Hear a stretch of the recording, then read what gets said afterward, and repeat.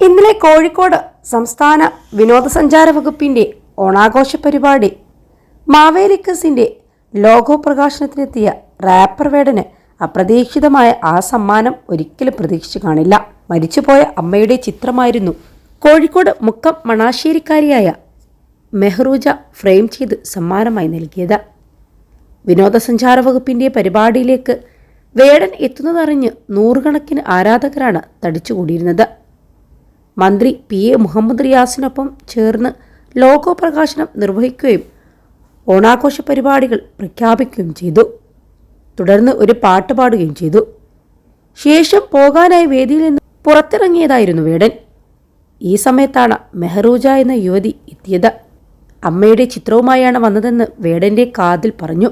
അത്ഭുതപ്പെട്ടു നിന്ന വേടന് ബാഗിൽ നിന്ന് സമ്മാനപ്പൊതി എടുത്ത് ഫ്രെയിം ചെയ്ത അമ്മയുടെ ചിത്രം നൽകി. അമ്മയുടെ ഫോട്ടോ കണ്ട വേടൻ വികാരധീനനായി.